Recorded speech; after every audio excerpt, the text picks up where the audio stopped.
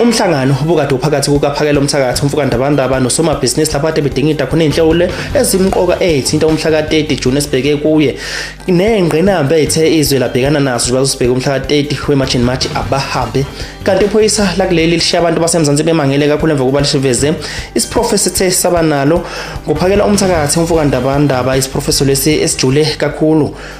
Kanti uMinister of Police uFiroz Kachala uthi umngemumo nobhekana nalabo abazozama ukuthatha ama-chance bephule umthetho ngomhla ka-30 June njengoba sibheke ukukhulela ngoqowe eMarch kazwelonke.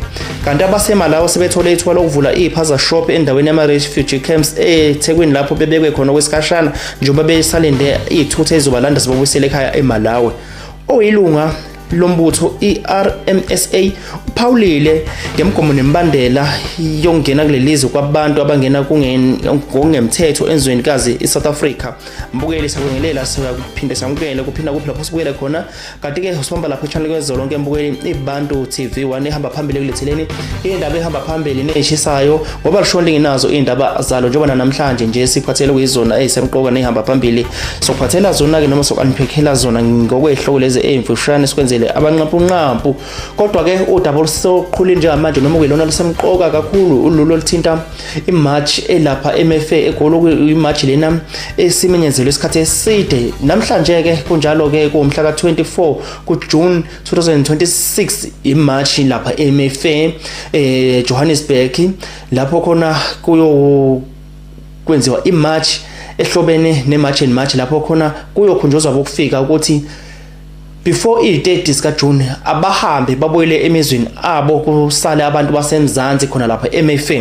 Bese ke sidlula ke kuleyo mbukele singenela kuyihloko kuyizona esiphethe lapho siveze khona ukuthi uPhakela Umthakathi umfukandabandaba ubehlele emhlanganweni omfishane phakathi kwakhe nosomabhizinisi lapho kade bedinginda khona ngenhlawulo ezimqoka ezithinta umhla ka-30 June uyisuku olukhulu ke laphana ongazitshela ukuthi ngeke ube kuthaqa kuvalwe izwe kanti cha kobe nje kukhucululwa kuyobe impela kuusuku olukhulu lokuhlamza iSouth Africa njengoba iSouth Africa ilwa nokuthi ikhuculule abantu abathinteka ebugebengweni abantu abathinteka kwezinto eziningi nje zokuphula umthetho lapha eMzansi okutholakala ukuthi ngabantu bokufika abanye babo bayingxenye bale nto so ukuze sokwazi isidile nesihlava sobugebengu ukuphula umthetho nani okuyizinto engcolisa izwe kungcono uqale ehambe laba bangasibo abalapha ekhaya ukuze sokwazi ukuthi sibhekane nabezwe okuyibona abazobe sebephula umthetho noma abaphula umthetho sokwazi ukuthi sibabone kalula uma ngabe sekhambe abantu bokufika. Njengoba ke sekusele izinsuku mbukele ezingaphansi kwezo10 njena inhlelo kumele zihlangane ukuthi yonke into izohamba kanjani kumele i-map board plan ibe i-drafted ngendlela ehlangene ephelele njengoba uPhakela Umthakathi kebangamba emhlangano ngathi usuke wa notice ambukeli ukuthi abaholi beMarch and March ezobe i-executor teleka esukukhulela ngoqo noma iMarch ukukhulela ngoqo kazwelonke ngomhla ka-30 okuPhakela Umthakathi ungizwe umlando womculo noJacinta labo bantu it's very very rare ukuthi babone behlangene nje basibhekeke namanje umhla ka-30 kulezi zinsuku noma kulamasitodlo lobu babona behlangene kodwa njengamanje sekancane ukuthi babone behlangene ngobani nami kuyagoqwa manje kuyafanelazwa ngokwama plans kuyaqedelwa okusele ngoba sibeke umhla ka-30 phinde mhlawumbe ubabone behlangene noma ungewaboni behlangene mhlawumbe uzobabona emva kwe-30 behlangene isizathu salokho ukuthi kuningi njengamanje okwenzakalayo ungizwe umlando womculo sikhuluma nje uSeastern Cape endaweni yako kuGompo lapho khona eyosebenzisana ngokubambisana abantu bakhona njengoba kuneMarch ifuna khona enkulu kuGompo eqondene nokulisana nabantu bokufika ukuthi abahambe labo abangekho emthethweni. uPhakela Umthakathi naye uzobe ibambela ibambe khona uJacinta uMangobese naye uzobe ibambela kade la ayibambe khona kodwa nje konke insizwa nayo intokazi benza amalungiselelo ukuthi ufike umhla ka-30 sekuphelele konke njengamanje ke uPhakela Umthakathi uyasunfoldela ukuthi yini ngempela eqhubekayo yini success yini challenge njengamanje ama challenge esinawo ngoba ngeke ama challenges nawo angabikhona. umhla ka 23 kuJune namhlanje 2026 7 days to go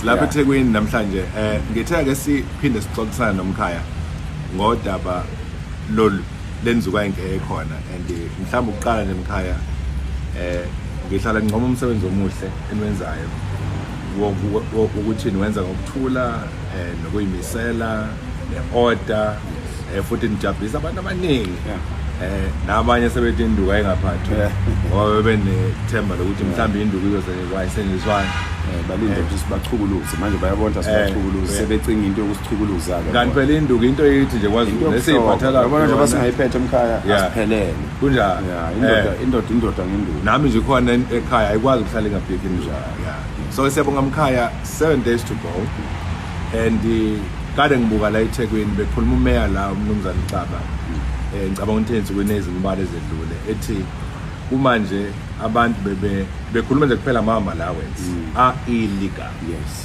ethi baqale ko 1000 wanyuka wathi sebela ko 30000 nabo abasazi akekho umuntu owazi ukuthi bangani ngoba bayathutheleka eThekwini kuphela so abezwe lilodwa usungathi ucabanga ukuthi abamazwe ngokuhlukahlukana bangakanani aba illegal uthini kuleyo ndawo ngikhaya mkhaya wami ngiyathokoza my mentor ubaba uGugulethu Xaba uShwabada mfowethu okokuqala into esizama ukuyikhombisa uhulumeni ukuthi uhulumeni buka ukuthi inkinga engakanani inkinga ibonwa yithi thina esihleli nayo sicela usihloniphe sicela usilalele uma umeya ethi akasazi nokuthi uzokwenza njani because labo bantu sebela ko 30 million ukhuluma ngabantu abayilethile baseMalawi kuphela kusekhona abantu baseMalawi abasayihlalele bona endaweni zabo ngoba mhlambe banayo imali mhlambe bathenjisa ukuthi bazovikelwa mhlambe futhi bahlela ukuthi bazohamba einsukwini banama resources okuyihambisa but if umasipala weTheku wodwa ngezwe lodwa ukwazi ukuthi kube nabantu abasendaweni eyodwa about 30,000 ithini leyo nto ngo-States SA isho ukuthi u-States SA kahle yonke leminyaka uqamba manga kithi and mangabe sidam sakha thina every time akhona ama-video amangifakazela emkhaya if we are thumb sucking we are saying ama-foreigners in this country are more than 30 million I've been saying it in a couple of podcasts ngisho ukuthi baningi laba bantu because thina senza ucwaningo sineminyaka ewu-12 siqale ngo-2010 ukusebenza lo msebenzi esiwusebenzayo wensizwa nomsizwa Development Foundation sine data eningi sineyidleke ezama drugs sesizinqwaba yamaphoyisa ukuthi akwazi ukubopha lawa asuke efuna ukubopha neyonke lo so into nje uhulumeni okudinga ukuthi ayenze dinga ukuthi alalele abantu base South Africa angazama ukuphambana nabo ngoba uma ephambana nabantu we understand ukuthi abaholi njengamanje baseyikhundleni so they are trying to protect their short term positions but that is not the case. This is the country. It's got laws and these laws needs to be respected and adhered to.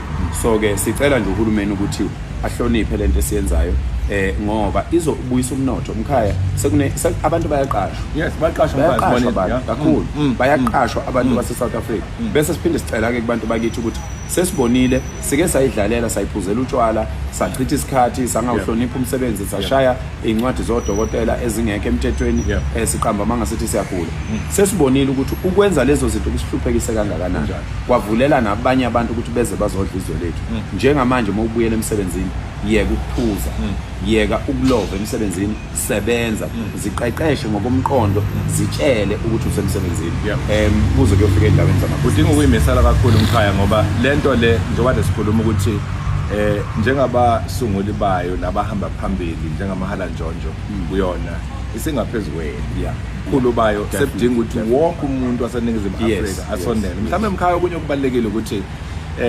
asicacise lo angibona ukuthi kuzondwa abantu base-Afrika udaba la lungokuhlonipha imithetho wonke umuntu o-illegal aze ngiyibone mina lento njengoba sikhuluma nje ngeTheku kuthiwa eMaritzburg bayathutheleka usungacabanga ukuthi mangaka amadolobha eNingizimu Afrika bese ucabanga ama-nationalities akhona eNingizimu Afrika ukuthi laba abanye bangakabonakali bona bangakanani abakhona it's not about ukuzonda ama-Afrika ukuthi lonke ikhala lemithetho leyazi lento ukuze umangalo wesikhathi ukuthi ungayicacisa kanjani kubantu Yeah. ukuthi uma ungena kwaNdabandaba uhlonipha umthetho wakho Kunjalo. uma ungena kwaXaba uhlonipha umthetho wakho Yeah.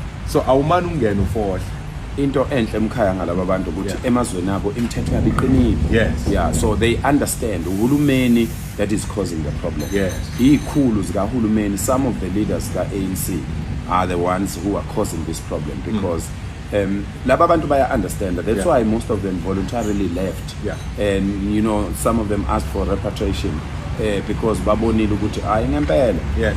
And there's videos of them sebeyaqala bayakhuluma abanye bayasho ukuthi lento yenziwe eNingizimu Afrika it's something. Mina mkhaya, I'm pledging myself, I'm putting myself down and saying I can help African countries. Yes. I can help the people of Africa. Uma sidlulela phambili sisa kuyena ophakela umthakathi iphoyisa lalapha eMzansi segxeke kakhulukazi iDepartment of Police lapho khona ligxekwa ngokuthi lenza imfanekiso yamavideo noma liqopha amavideo lokuyuniform yomthetho liqopha amavideo angaqondene nomsebenzi kodwa likhuluma ngezinto nje ezenzeka emphakathini ngama social affairs lapho khona liveze ukuthi libe nesiprofetho ngophakela umthakathi liprofetha ukuthi uphakela umthakathi limfanise nomuntu osempini ukukhulula isizwe sase-South Africa nalo beliyingxenye lapho khona lipha amandla uphakela umthakathi ukuthi uphakela umthakathi lo msebenzi awenze ngempumelelo njengoba ke iphoyisa leli ligxekwa kangaka nje ligxekelwa kona lokho ukuthi liveze ukuthi uphakela umthakathi lo limbone enza umsebenzi omkhulu kakhulu oqondene nesizwe njengoba vele ke sikubona lokho ukuthi uphakela umthakathi engahambi yedwa hamba noNgizimlando womchunu noJacinta Mangobe sezuma neSouth Africa nje ebasekile benza umsebenzi omuhle kakhulu mbukele ake sizwe ukuthi iphoyisa liboneni cabange ngalento ukuthi ngizayikhuluma ngithi uphakade unango ubhuti omdala lapha lo owaziwa njengophakela umthakathi since besungule ukumelizwe ngalendlela basungula ukulimela ngalo ngithi angikusho ukuthi bayanyakaza ubabamkhulu ayanyakaza amakhehla lapha ekhona vele akhathele yokuphathwa izizwe endaweni yabo sekonakele emakhaya obabamkhulu bacasuke kakhulu ngokwesimo sekwenziwa ngabantu bokuhamba alright kulungileke ubhuti lapha angazi ngizoyithini lento ngoba ngimbone besendaba endaweni eyitshe elikhulu eliyintaba enkulu kakhulu ngiyacabanga leyo ntaba iyoba khona eNatal ingumgede phezulu la besikhona khona kube ngathi ngumuntu bengiyomkhuphula ukuthi ayobhekana nempi ngaphandle le ukuthi kucoshwa abantu laba bangafikile ngokungumthetho la eSouth Africa kube ngathi ilanga vele lokususa lo msindo noma uqala lo msebenzi ebeqimbile kanye nami isiqimbile kungathi ngimkhuphula ngeinhlanga ezithize ngimqinisa nami futhi kwakosa ukuthi ngiqine sisobabili kuphela mayinda lokho sisobabili lapha entabeni le ndawo ingumgede iyintaba enkulu emokhuphuka khona ukhuphuka kabhlungu kodwa uthema esehla yena ebuthi ihlangu zakhe ehle hamba ebheka ezantsi ehlela la ngehlela khona ehlela kule ndawo engathi umgodi nje ongasemayini phakathi hayi mina ngihlulekile ukwehla into engididile mina ngihlulekile ukwehla ngithe mase ngehla nesehlile sevela amabutho ehlangene phansi eyinqwaba yena esehambile ngisele ngedwa kwangena amadoda amathathu bekuyilabani bokufika nabo beqimbile iNingizimu Afrika ijabule kakhulu ke ngokuzwa le video lena yashayela ihlombe iphoyisa ukuthi uyayinhle into esizwayo uma ngabe ingalo yomthetho ithi iyawubona umsebenzi omuhle noma kukhona okufikayo okuyiprogress noma okukhanya umsebenzini kaphakela umthakathi ofikayo nje noma ngabe kubantu abakwazi ukuthi babone ngesimo somoya kodwa ke noma kunjalo sibantu TV1 siyagcizelela ukuthi i-uniform yomsebenzi noma ngabe yiphi ayivunyelwe ukuthi isetshenziswe ekutheni ithathe noma ubandakanyeke ngayo kuma political affairs angahlangene nomsebenzi okuyiwona oqashelwe. So nomunye osebenzisa i-uniform kwezinye zezinto zakhe kwezinye ama events akhe, lokho komfaka enkingeni ngelinye ilanga. Sibonga ukuthi ngalo mthetho ikhuziwe kuphela kwaphelela lapho, komunye kuyoba ngaphezulu kwalokho. Sidlulele kumphathi wabo ke abomthetho, uminister noma ungqongqosho uFiroz Khatshale, lapho khona eveze kwasobala ukuthi yena ayikho nje into abhizi ngayo. Uyakubona ukuthi kunabantu abagcwele kuleli lizwe okukhala ngokuthi benze ubugebengu okungaba ukufika, akukhala ukuthi bagcwalisa ama drugs, ba rape, bathumba abantu, babulala abantu. Lokho ukuphawula ngakho akakavezi, kodwa la qine khona uqine lapha ekutheni ukuthi yena umhlakatete uhlelele nje, uhlelele umhlakatete ngakho konke, uyikhiphe zonke, uhlome uzingovolo, uready ukuthi umhlakatete abantu balapha eMzansi abazoke benze okuphambene nomthetho. Ugade lokho nje ukuthi abantu baseMzansi baphume esandleni bese yenidlala indima yakhe, njengoba ethu uzoqinisa ezokuphepha ngendlela eyisimanga, njengoba sazi ukuthi abantu abamashaya abaseMzansi kushuthi abantu abagadiwe abokufika. Injalo indaba lapha ku Minister of Police wethu eMzansi. Thing will happen to them, or you'll react as it happened during the July unrest. Well, first of all, let me reinforce the message from the Minister of Justice. The responsibility to enforce our immigration laws is the responsibility of the state. No one has the legal right to take the law into their own hands, to arrest or intimidate undocumented foreign nationals in the country. We have seen very ugly incidents in our country where people do take the law into their own hands, assault people, and the kind of incidents that and even worse, as you've mentioned. It's not acceptable. And the message from the ministry to the police service has been that they have to take action under the law against those who effectively are breaking the law. Can I give an assurance that those incidents won't take place? No. But what I can say is that we're determined to deal with criminality, all forms of criminality, and those who indulge in this kind of action are themselves behaving like criminals. So the message is clear. There should be no ambiguity about it, no confusion about it. And there are people involved in these marches, in this protest action, who are not behaving correctly. As a subsequent question to your response, Minister, how are you engaging with those people that you have been attacking if you are not behaving correctly? There has been engagement. The IMC, we've met with March to March. Yesterday, the President had a meeting with traditional leaders as well as religious leaders. We are engaging with civil society as government because we are engaging in a conversation with our people about how we should deal with illegal immigration, not whether we should deal with illegal immigration. There's a right way and there's a wrong way. And some people who are engaged in this protest action are not behaving in a way that is defensible, that is correct, that is lawful. My parting question is, I'm sorry if I'm saying it, should we expect, are you saying should we expect arrests or what should we expect? There has been arrest. I'm saying Yes, sure.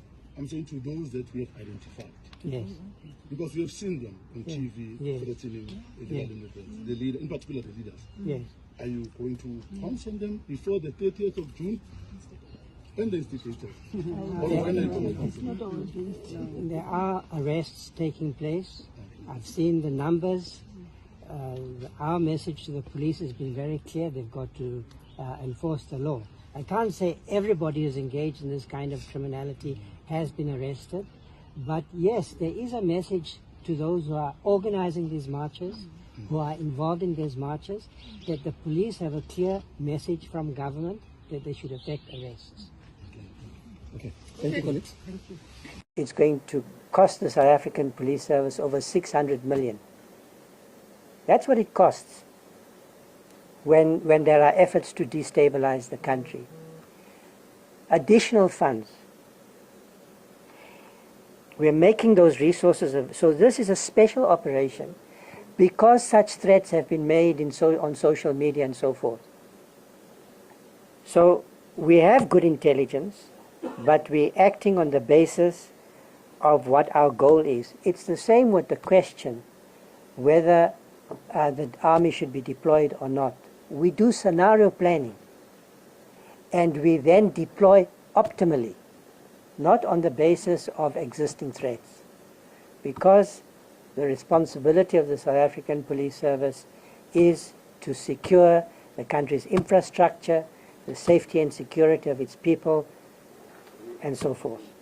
Basamangeleke abantu basemzansi ukuthi kunemali engaka ichithelwe ukuthi iqiniso ezokuphepha ukuvukela abantu bokufika ababandenyeka egebengweni njengoba umzansi usuyithathela umthetho ngezandla ukuthi ubakhiphe noma ubabeke endaweni efanele. Engicabanga ukuthi indawo efanele kungamajele noma babuyiselwe emakhaya uma ngabe benza into engalungile lapha emzansi, noma belapha emzansi ngokungafanele.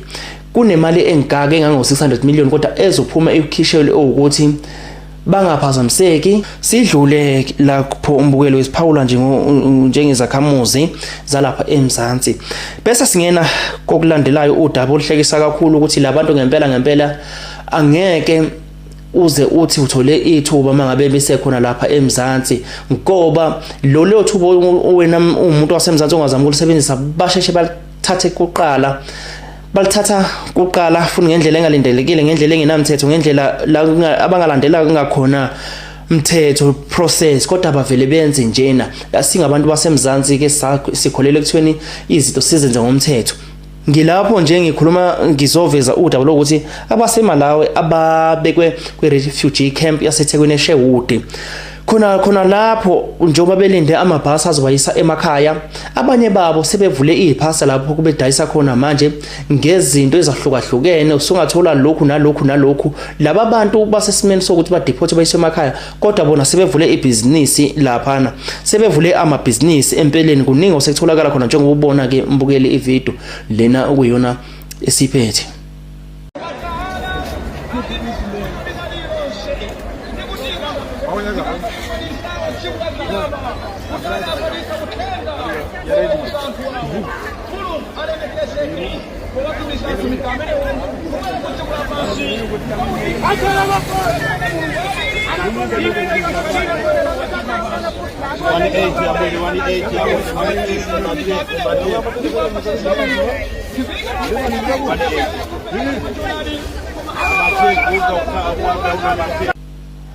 Sihlabele phambili lapho khona sithinte indaba yemember mbukeli ejwayele kakhulu lapha kule channel uGeneral RT ongaphansi kwekombutho iRMSA la khona ephawulile ngemgomo nembandela yokuthi izwekazi South Africa isebenza kanjani imithetho yalo uma ngabe mhlawumbe izokwamukela abantu ababuya emazweni angaphandle.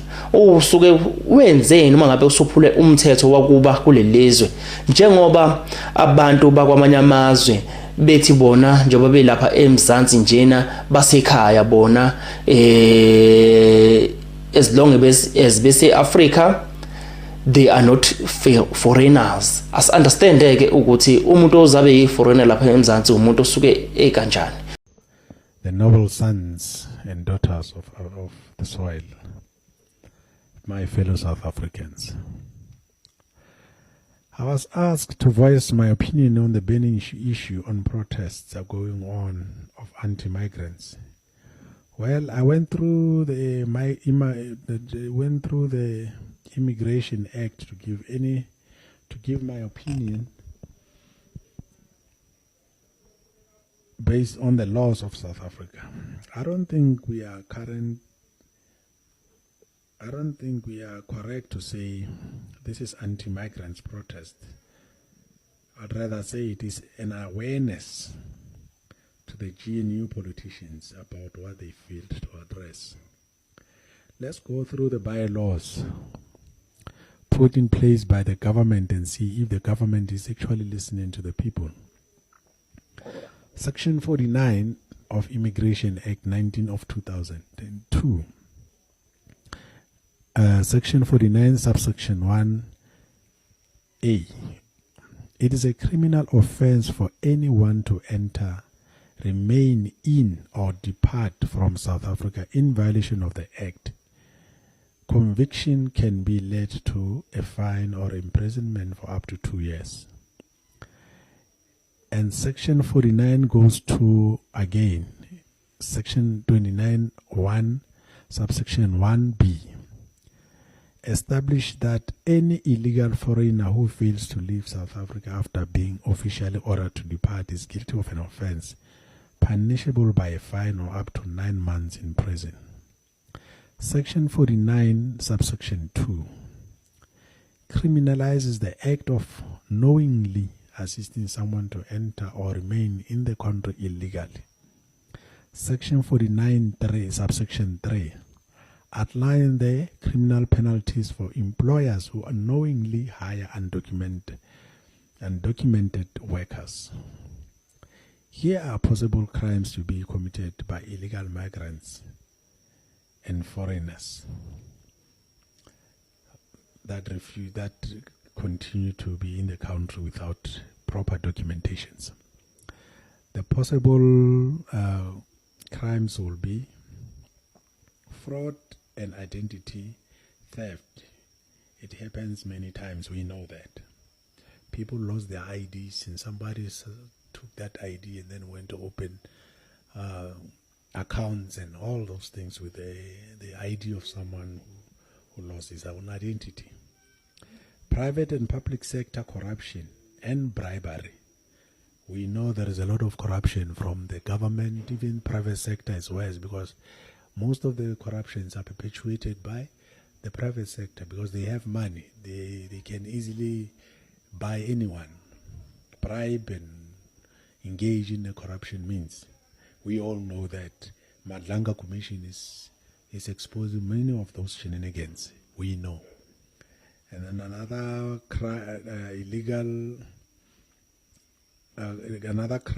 possible crime is organized syndicate and cartels. We all know about the syndicates and cartels. There's Spaza Shop syndicates. We have the mining syndicates, tender syndicates, cartels there. We know all those things. We are aware of those things. They are happening, and those things, all of them, they are illegal.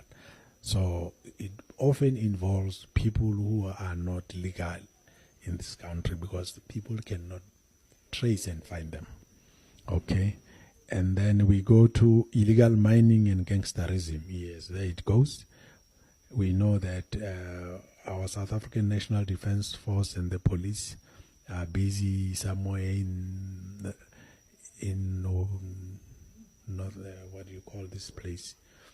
Northwest, trying to fix things like that. So we know these things that they are happening. They are there. So therefore, we cannot put a wool on our face and pretend as if they are not there. They are happening. The most important one, labor exploitation and tax evasion. So since we have a SARS in South Africa that receive of revenue, if the people who are working are not contributing towards it also affects the public sector. Then the places like your hospitals, police and all other people who are getting paid by the state, they are not going to get increase or bonuses.